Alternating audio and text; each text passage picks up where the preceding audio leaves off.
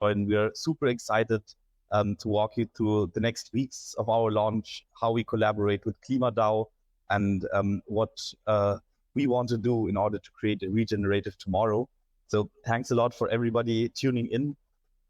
In case you haven't haven't had the chance to see it so far, we do have some amazing ticket NFTs, which will be distributed to our dear listeners over here in this Twitter space.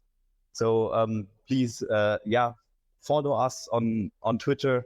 Check out our latest post. So there you'll see the amazing artwork of our iTech. It's not a usual NFT. It's an NFT ticket inviting you to our launch, which will be an in real life event in Munich, as well as a Metaverse event for which you'll have a code to claim a special variable of our partners from the gaming industry. And none the least, we are looking forward to our launch on the 22nd. So one day after the 21st, our Metaverse event. Very excited about the next few weeks. And thanks for everybody joining in so far. So as mentioned, we'll just give it a bit. We'll wait for our lovely friends to join and look forward to this Twitter space.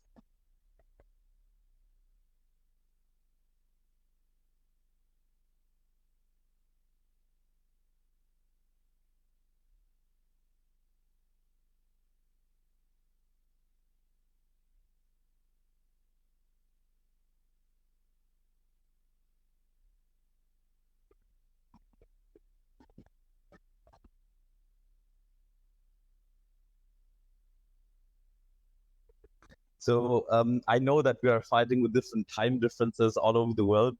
So I'll take the few minutes we have till we have our friends join us and walk you through our last Twitter Spaces, what we've been doing. So a couple of weeks ago, we started revamping our Twitter Spaces. One of the first ones were together with our gaming partners from Chain Gang. We had Wolves of Rome, a game which has been developed since over a year, maybe 1.5 years already, focused on a true gameplay.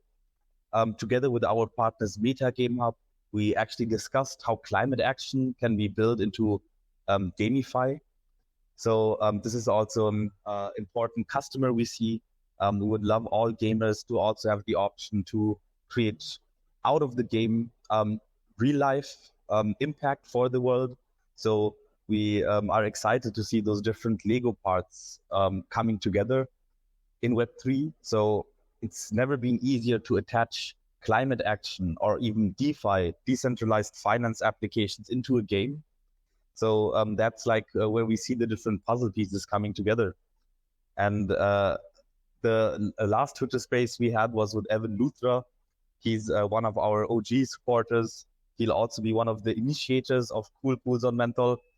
And lovely to see Marcus. I had the pleasure of meeting Marcus all over the world. So I'm very excited of having you here as a speaker. Hello, Marcus. How are you doing? Hey, Amir. Sorry I'm late. Great to be here with you. No worries. It's a pleasure. So how are you doing? Where are you calling from? Pretty good. I'm in New York. Back after some conference travel last month.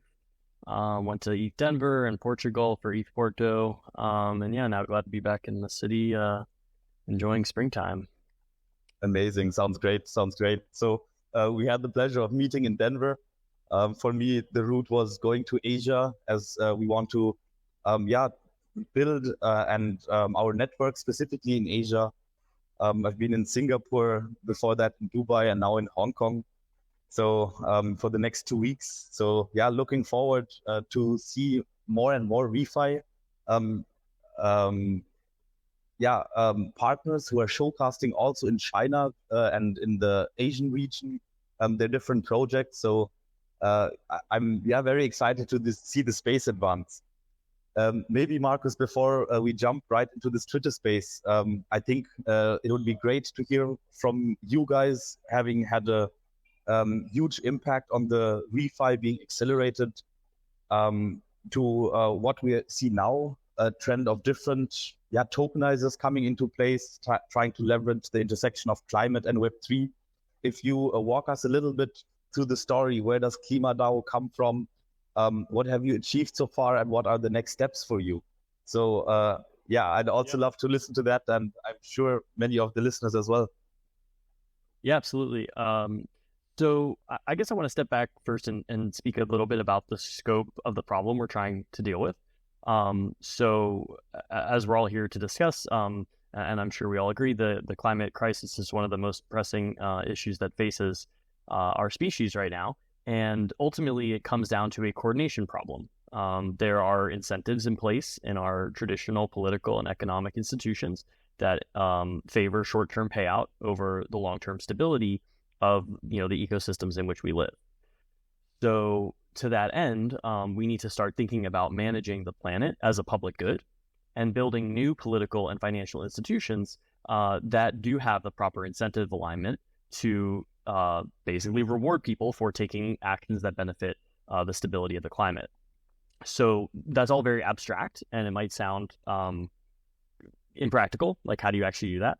Klima DAO is an experiment to do that. Our goal is to build a new set of economic incentives that basically take a existing but pretty slow and antiquated market known as voluntary carbon market and bring that into the 21st century, scale it up, and also support a more diverse array of ecological benefit assets, as they're being called now.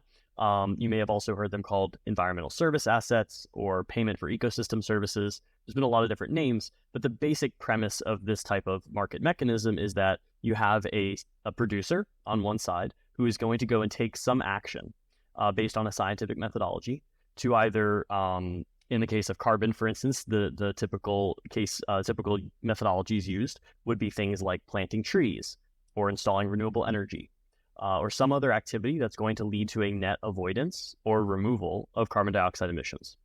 And then in a more general context of ecological benefit assets, you could think about things like cleaning up plastic waste or protecting biodiversity in a specific ecosystem.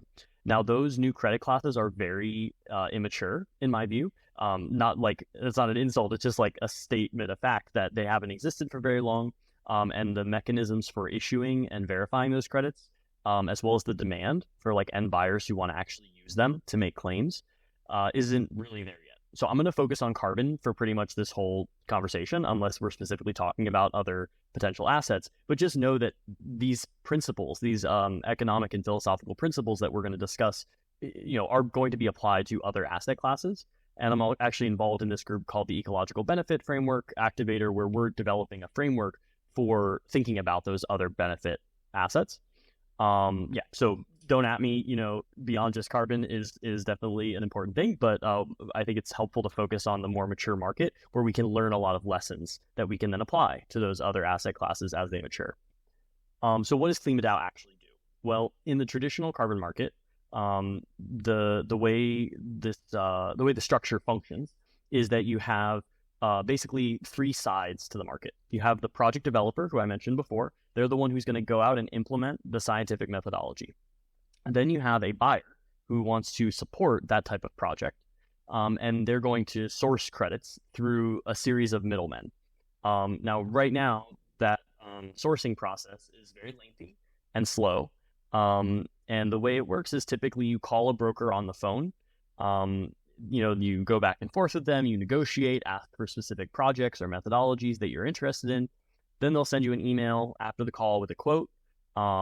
They might have you follow up with their team and discuss further the terms of the agreement. And then at some point, you'll get an invoice and then you'll send a wire transfer. And, that's going to be your 4 to 6 week sourcing process for traditional carbon credits. We see a lot of areas, low-hanging fruit for optimization in that system. Obviously, that's not the way most financial instruments or assets are transacted these days.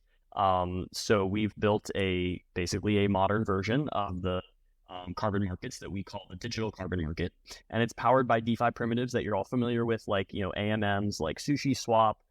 We use Olympus DAO protocol mechanics to manage liquidity as a public good. That's a lot of fancy words to mean, Klima DAO as a service to the community provides liquidity on Sushi Swap so that anybody can swap, say, USDC for carbon credits via, the SushiSwap AMM without having to, say, issue some inflationary token that is going to incentivize people to provide that liquidity, such as you might see if you're familiar with, the way liquidity mining worked in DeFi Summer, where, some new application would spin up, and in order to incentivize people to provide liquidity for their token, they would have to basically issue a bunch of that token to basically borrow that liquidity. Clima DAO uses something called protocol-owned liquidity, which basically means that the protocol itself holds liquidity in the treasury, and that liquidity is managed through a public governance process. And this ensures that the liquidity won't suddenly vanish if, say, the token supply has all been issued, or if the price of the token goes below a certain level.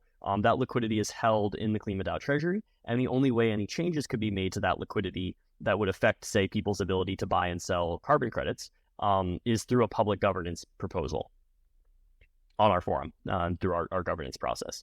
So we sort of provide two big services to the ecosystem. We provide liquidity as a public good, and we also build infrastructure that makes it really easy for people to interact with tokenized carbon.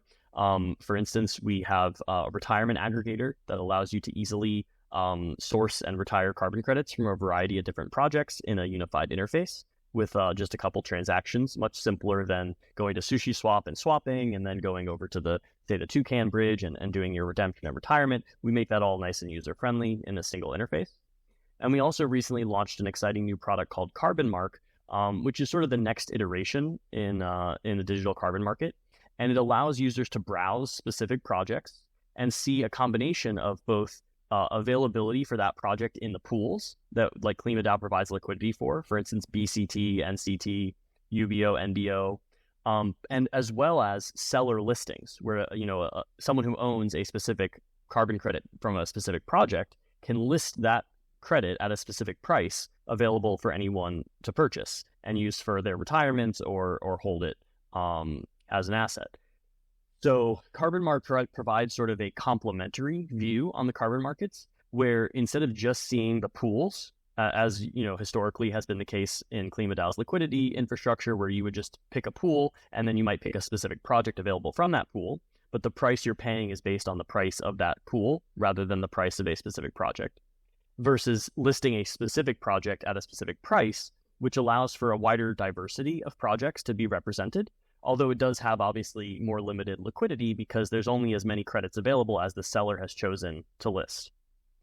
So I hope that provides a decent overview. There's a lot of other stuff that I haven't talked about, like our carbon dashboard, which provides data and transparency into the tokenized carbon markets. But I think that's a good place to stop, and we can ask questions. Thanks a lot, Marcus. No, that was like a lovely overview, and also a good hint to see how blockchain actually helps. You started like at a very crucial point, namely the climate crisis. Like as a definition, blockchain and Web3 is there to align stakeholders and give incentives towards reaching a common goal.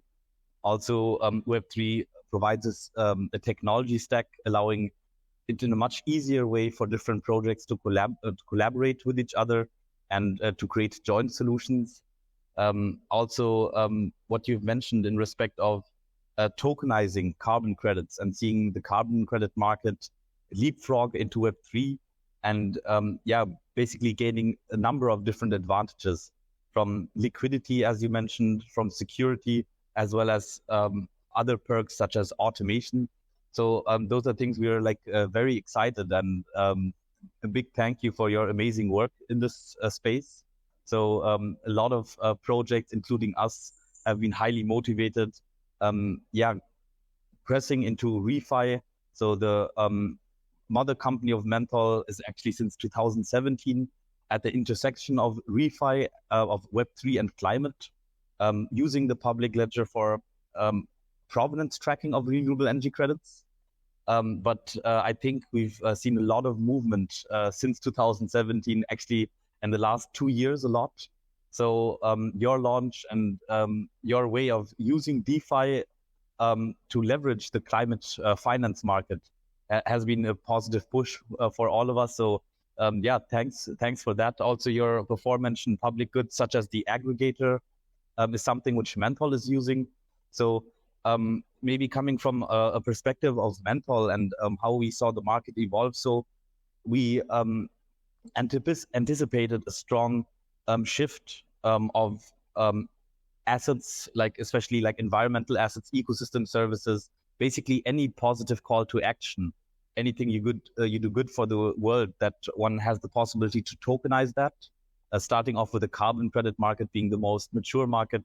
I agree with you that this is a good place to start off with, but also seeing Ed Burke, shout out to you. And if you have any questions, please do join.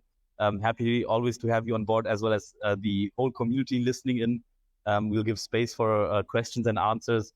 Please jump in. But talking about other ecosystem services, such as for farming, for example, all those different positive call to actions for the environment from a farming perspective, from different other perspectives, can be tokenized and be offered. Now, Menthol saw the tokenizers coming up and had the one idea of coming from a company perspective and allowing the company to set a few goals and automating the offsetting based on their sustainability goals. This is something where we wanted to bring in value into the market. Basically, being a company, you can create an account on Menthol. Say you want to be 300% climate positive. As a Web3 project, we easily allow to calculate the carbon footprint in real time and every day offset the carbon footprint. Hereby, we're leveraging the aggregator of KLIMA DAO. So we're very excited about this collaboration also on a product level.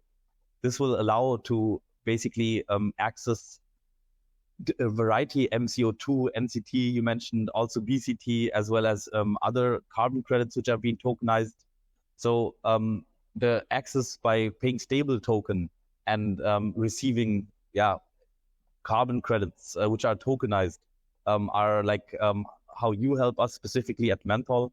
So very excited to also talk a little bit about our launch, but Marcus, you wanted to jump in, please do so. Happy to then share a few words on our upcoming launch. Yeah, I guess I just want to provide a little color technically on why we're working together, how we're working together. So part of what KLIMA DAO, part of KLIMA DAO's ethos is that we build all of our tooling and infrastructure to be open source and publicly available so that anybody can build on top of the tools and the liquidity that we provide. So for instance, there's a variety of projects that have built on top of the liquidity pools for carbon that we provide. There's groups like Menthol that are building, new applications that enable new use cases, but under the hood are using the same retirement aggregator, the same liquidity pools that KLIMA DAO, provides as a public good. So I think it's a really powerful demonstration of the collaboration and what I like to call co-opetition.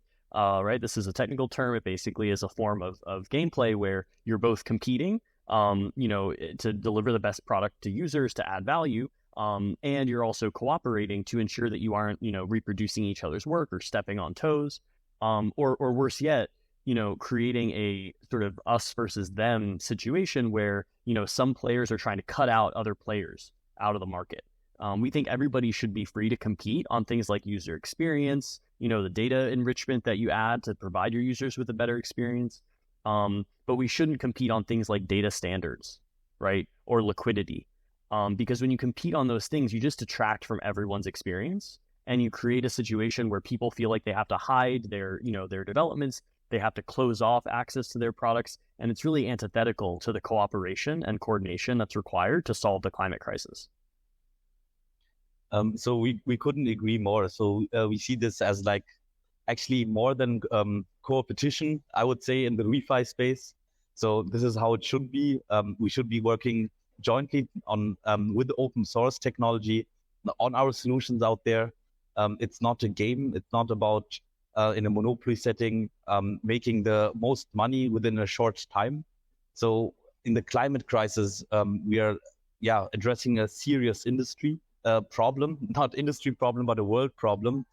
We've got many in our team who are personally affected by the climate crisis, looking at the different countries it hits. So I think this is like something which is beautiful in the refi space, that we live collaboration and that's something which we should do for this aim we have in mind over here. So thanks for pointing that out, Marcus. And from that perspective, we were very happy to integrate and have your product available with our soft launch on the 22nd of April. Maybe if I would shed some light around how Menthol works. So basically, we allow any Web3 project to create an account where we show their negative impact, which we monitor in real time. As a default, we'll have more and more Web3 projects just popping up on Menthol in a leaderboard where you see the most climate positive projects at the top, the least climate positive projects at the bottom. So we try to add a transparency layer comparing different projects as default.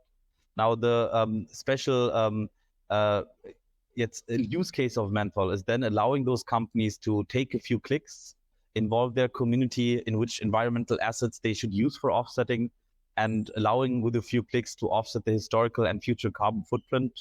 So basically continuously based on the tracked carbon footprint, purchasing carbon credits every day and retiring them. So we're very much excited about that and creating more touch points between the brand and their community, allowing also the community to be a choice of which environmental projects to support. So for our Web3 clients, we actually have like a special Metaverse event, which we are planning together with our soft launch on the 21st of April. So this is in a joint collaboration with our gaming partners. We partnered with Chain Gang together with, which is the Web3 arm of Europe's biggest gaming developer. Before you came in, Marcus, I was just explaining how, through the tokenization, we can basically build in environmental impact into anything, not only into the economic transactions on a higher level, but even go down into a game and build into the game design climate action, which is achieved by reaching different levels and creating a real world impact out of the game. So we're excited about that. The Metaverse event will showcast on different floors, different applications, starting with our gaming floor.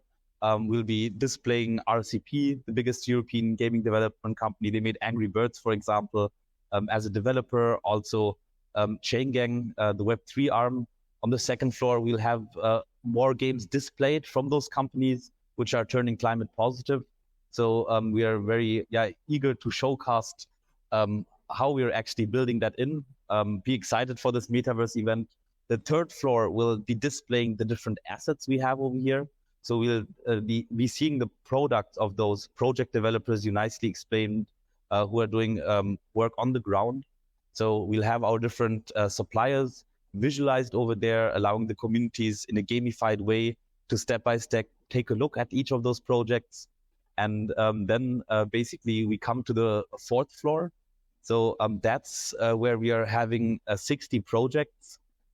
6 of them will be nominated by KLIMA DAO. So Marcus, we are looking forward to hear your announcement of which projects you nominate. Menthol Protocol's accounts are only accessible through an invite only until we launch our KOOL token. After building stronger traction on our protocol, also onboarding non-Web3 companies, we already have the features ready for that. So this will be simultaneously in Q2 a focus on going into the non-Web3 world and creating company profiles for those partners as well as automating climate action. But for the Metaverse event, jumping back to that, the communities invited of those 60 projects will allow to vote on those projects. And ultimately 50% of those projects will be activated, offset as part of our soft launch, allowing a historical and future carbon footprint. So we're very excited about that. Marcus, I hope, I'm not sure if you saw it before, but we shared already the ticket NFT. So please share that in your account on Klima. We also will give 50 of those tickets to the listeners in this call. So hope to everybody to have an NFT ticket for our Metaverse event on the 21st and actually claim some cool wearables of our climate positive in real life event and Metaverse event. We're excited to have Clima DAO over here on our part. And Marcus, do you have any questions coming from your side you would like to have answered. If not, I would love to listen to your choices of nominated projects. We'll be creating campaigns over the next weeks to engage them, but excited having you part of our beCOOL campaign.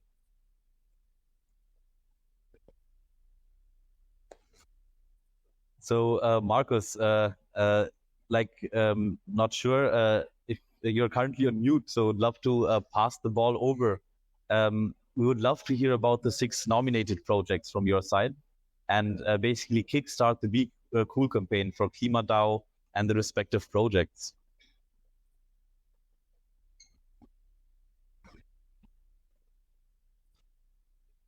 Okay, Marcus, unfortunately you're on mute. Not sure if you're talking.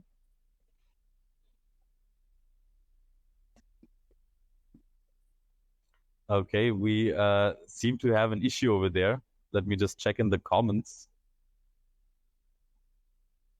Oh, okay. So we see that you're muted by the host. So I think we have to unmute everyone. Should be now possible. Sorry for that. Yeah. Okay. Yeah. So definitely looking forward to the Metaverse event. We were just shuffling around to make sure that all the projects that we nominated are on board. But I'll just go through our nominations, and then we're still making sure everyone's on board and ready for the event. So we've worked with over the past year and a half or so since we launched, especially since the retirement aggregator launched, allowing ease of use for retirements on chain. We've worked with dozens of NFT projects. I think about 15 different DeFi protocols. So we have this partnership program called Clima Infinity, where we basically help these projects estimate and offset their emissions. So I think the Menthol's programs are a really nice extension of that into the broader Web3 space, making it a lot more reproducible, a lot more scalable, and built on top of the same open source infrastructure that we built. So definitely exciting. The specific projects that we are nominating are United Arts Arena NFT project, as well as Thought for Food, which organizes real life events and focused around like the food industry and climate issues. Beanstalk, which is a credit-based stablecoin. Tiny Troubles, which is another NFT project.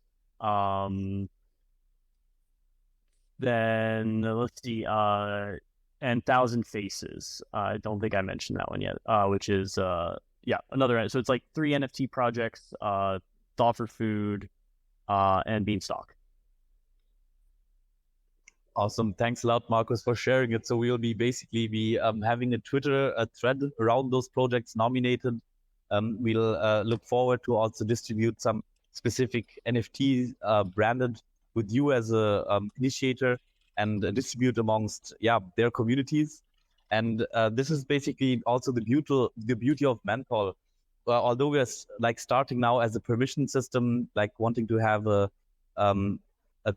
conscious growth of Menthol and the dApps we basically onboard, we will have a permissionless system, allowing basically any community member liking the brand, liking the NFT project to step up and actually offset it. And we'll be able to facilitate through our technology continuous offset. So we're excited about launching together and co-branding those cool pools out there. Marcus, I'm just seeing that we're at the end of our Twitter space, but I would love to give you the word on some last comments, maybe from your last trips you had. What are some thoughts you'd like to share with the community? Yeah, I think there's a lot of excitement in the digital carbon market right now and the broader environmental benefit asset space. I'd say there's a lot of focus on forward funding new projects, which is always very exciting. That's how the marginal new climate action gets funded. So Clima DAO specifically has forward funded now. We've got our second project up for a vote right now. We did a cook stove project in Bangladesh, $250K to generate cook stove credits there. helping refugees to have a safer and more healthy cooking environment, as well as reduced emissions. And we have a proposal up right now, KIP 34, to forward fund a forestry project in Africa, where they're planting trees to restore a degraded landscape. And we're looking forward to funding those projects, and it's a really exciting way for the digital carbon market to diversify the available supply. So most of the credits that we've been talking about and that are currently available for retirement on chain are from either technology-based avoidance. So this is like renewable energy or changing industrial processes, or from nature-based avoidance, which is where you protect existing forest. We don't really have much in the way of nature-based removal, which is where you plant trees or restore a degraded ecosystem. There's a few thousand mangrove credits on chain, but that's about it. And we also don't have sort of small scale energy efficiency projects, which is what the cook stove projects represent. So those two proposals are really exciting development in that they represent new supply that will eventually come on chain. The other development that's going on, and sort of still a little uncertain, but we're optimistic, is the reintroduction of bridging. So the way that these credits came on chain was through a piece of software called a bridge, and bridging was paused by the major registries last year. So we're still waiting for those registries to put out official policies on how tokenization will be allowed or will be facilitated. But we anticipate those procedures coming out in the next few months. And meanwhile, we're working with smaller registries as well as on-chain native issuance systems like Regen Network and KuRest protocol to integrate and figure out what does a diverse, robust digital carbon market look like, and how do we on one hand support new registries and new standards that are coming online that use Web3 technology, that use blockchain to natively issue credits, without abandoning all the great work that's been done by traditional carbon credit issuers like Vera and Gold Standard, whose credits are the mainstream right now. That's what most demand is looking for. And so we need to manage that transition from a relatively slow-moving market dominated by a few players to a much more robust ecosystem where there's hundreds or thousands of different project types, issuing credits. And honestly, I think we're still in that thousand flowers blooming phase where we're seeing what works, seeing what doesn't work. Lots of projects spinning up, trying stuff. I think that's really important to foster innovation. While at the same time, we identify what is working well and try to scale up those things that are working well. And I think one, aspect that, in my view, has largely been solved by the tokenized carbon or digital carbon market so far is around the transparency of sourcing credits and retiring credits. In the off-chain world, you can still retire with a blank beneficiary, blank retirement, detail, and there is no way to tell who retired that credit or why it was retired. Whereas on chain, even if you don't put a beneficiary or a retirement detail, there's still a wallet ID associated with that transaction. And so if you're concerned about the behavior of that wallet, you can track down through forensics, where's that money coming from? And if you believe there is bad behavior going on, potentially report that to an appropriate authority. So that level of transparency and access is, should not be overrated or underestimated, I suppose, because it's really a step change from the antiquated and slow processes that you see in the traditional market, where you have to call someone on the phone and it takes 4 to 6 weeks to get your hands on carbon credits. Thanks a lot, Marcus. No, we definitely see a big shift, the 20-year-old plus carbon credit market, a few years ago, was relying on sending fax to the carbon credit. This is a huge opportunity also for this market to actually jump into a whole digital ecosystem with all of the advantages such as transparency and verification in the first step possible. I'm also very excited to see other technologies come into place which allow through data and specifically big data and machine learning applications to verify those projects and increase the verification between the supply and the demand side. So I think we're having a few different trends coming all together and working on this fundamental market of the carbon credit offsetting market, which is the central tool to go net zero, to create revenue streams for positive call to actions. And we're very excited of adding an automation layer to the whole equation. So we are very excited about the launch and also building together with amazing partners. So thanks a lot, Marcus, for joining this Twitter space. We're excited of having integrated your tech and are also looking forward to see you use our automation layer. We hope, of course, being an open source project in Web3 as we are, led by a foundation, we are very happy to see integrations in different ways and are excited, to automate, to make it easy and to integrate climate action into every economic movement over here. So against this background, please do take your time, join us during the Metaverse event, also be part of some action we have for Earth Day, where we also have our launch. We'd be very happy to welcome you there with all of our refi partners, show you the world of climate meets Web3, and show you in the Metaverse how that can be used in GameFi. So we're doing our best to show you how easily one can integrate that in different fields. And we are more than excited to venture out specifically to the non-Web3 world. Happy to jam on that on a different session, but I can totally agree with Marcus. We see a big demand of the companies taking a risk perspective that it's not enough to purchase carbon credits off this very fragmented market with a lot of intransparency as it is now.